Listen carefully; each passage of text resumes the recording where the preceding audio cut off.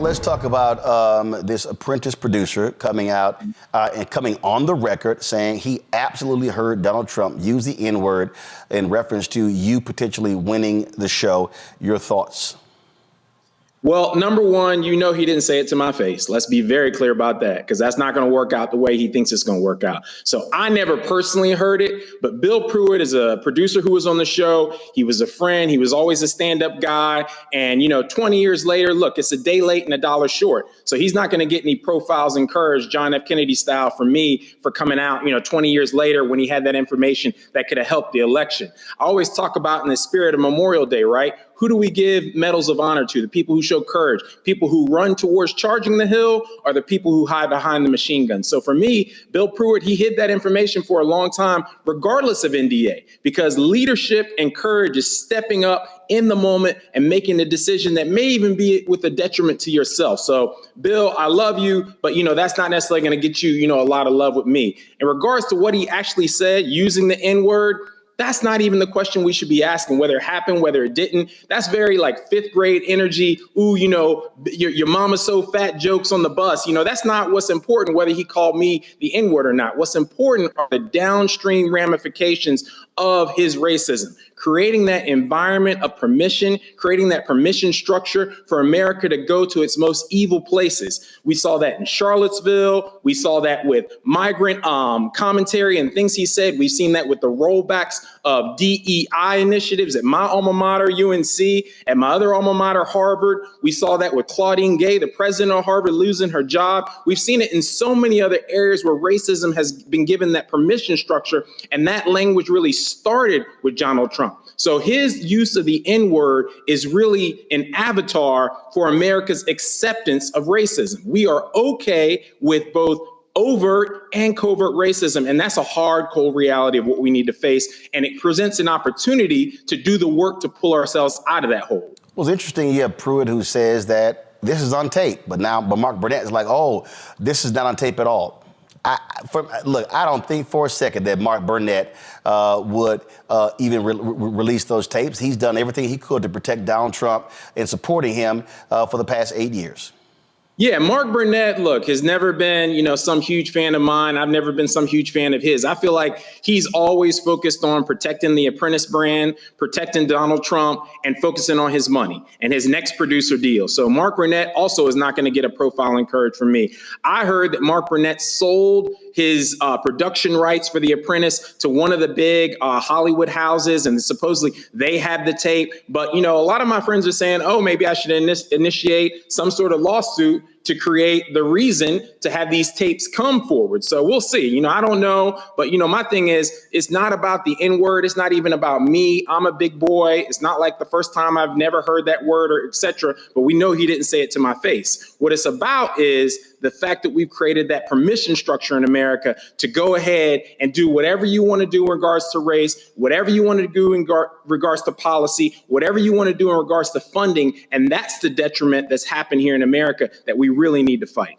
So just want to be clear, you are considering or will consider a suit that potentially could force these tapes to be released? I could be open to it. If that's something that, could create a subpoena to actually have those tapes released, I could be open to it. Look, I'm not going to do all the legal work. That's for the legal minds out there and the context that I have to structure behind. But look, I'm not opposed to doing my part to move the needle with swing voters to get those decisions made that might get information out there that will create, the proper amount of swing state votes to go against Donald Trump. So, I will do my part in regards to that, but that's not on me. It has certainly been quite a crazy, frankly, decade, if you will. He flirted running for president in 2011, chose not to, announced in 2015. And I said when I was on ABC this week, I said the Republican Party, they've allowed evil to consume evil into their home, and now it has consumed them. So that now they have to deal with it. But the reality is, what I also say to a lot of our folks and conscious folks who are white, Latino, Asian, Native American, that what this man wants to do, there is no bottom. He has no bottom. There's no such thing as, oh, he'll learn his lesson, even when it comes to this guilty plea. And so to inflict pain on him is to do the one thing that he absolutely despises, being publicly ridiculed and losing.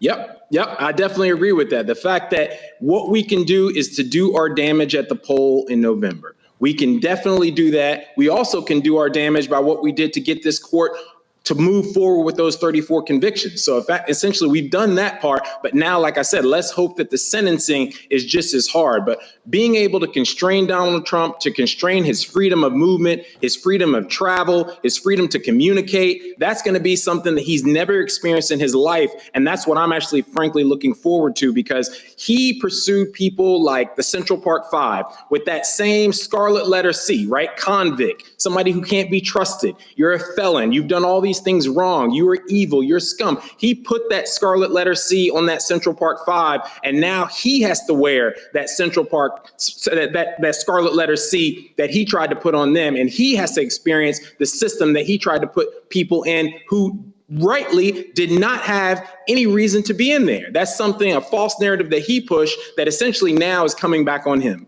All right, then. Kwame, always good to see you. And folks keep asking me if I'm going to bring my ascots back. Are you still doing your line of ties and stuff like that? You know, those are collector's items now, Roland. It's all about if people could find them, they have to find them like on eBay or whatever. But no, it was a good run, made a little money, and, moved on to other ventures. All right, then. Well, look, always good to see you. Keep giving them hell. And you don't look too bad in that black and old gold. Yo to the news. Yeah, You can keep that little okay sign. All right. Kwame, I appreciate it, my brother. Thanks a lot. Thank you so much. Somebody's killing poor people, and it's going on. When COVID happened, poor people were dying at a rate already of 800 people a day. Before COVID, if you went to a funeral every single day, it would take you 600 years to attend all the funerals of the people who will die from the ravages of policy violence, poverty, and low wages in America in just 1 year. It would take you 2 years and 19 days to go to all of the funerals of the people that will die today, and oftentimes silence. Nobody talks about this political genocide, but we are determined today to remember their death and be a resurrection of voting power and voice power like never before. Economic justice and saving this democracy are deeply connected. We, as a nation, must listen to the demands of the poor, who are pushing and will continue to push political candidates and elected leaders to lift from the bottom so that everybody can rise. Take back the mic, take back the mic, take back the mic, take back the mic. We are the poor, the marginalized, and the underpaid.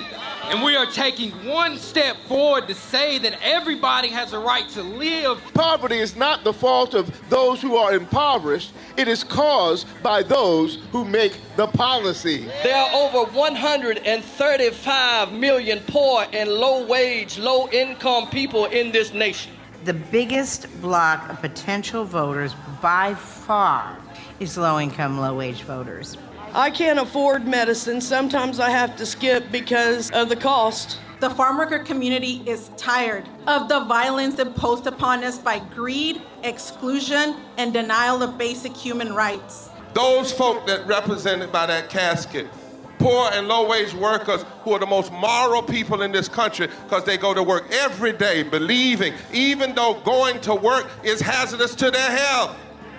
I'm tired of working 70 to 80 hours a week and still not have money for the necessity of bills. I'm tired of getting sick and not being able to go see the doctor, having to make a choice to pay between rent or the light bill or food or clothes. You cannot claim to care about families and a culture of life and then do everything in your power to rob people of equal access to resources and to force them to live in poverty. Leadership of both parties have waged war on poor people and low-wage workers. And this government has treated people experiencing poverty, including their military families, with disdainful, deliberate, malicious neglect. So the truth is that my son died from poverty. We refuse to accept poverty as the fourth leading cause of death. The fourth leading cause of death in this, the richest country in the world. We march today for our children and the generations to come. And we need to do it with the loudest voices possible, the biggest actions possible. We will voice our demands and register our vote. When we stand up and when we stand together, things change. There is the electorate that is, and then there is the electorate that should be. 34 million eligible poor and low-income voters did not vote in 2016. If just 20% of those voters in swing states were mobilized around an agenda, they could change the political outcome of every election. So we're launching the most massive voter mobilization and turnout campaign in history of poor and low-wage voters, allies, and religious leaders. People are dying, but we know it doesn't have to be this way.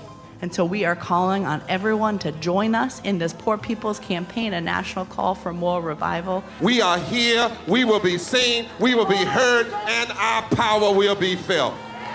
We don't need to be an insurrection. We are a resurrection that will be felt across this country. Are you ready?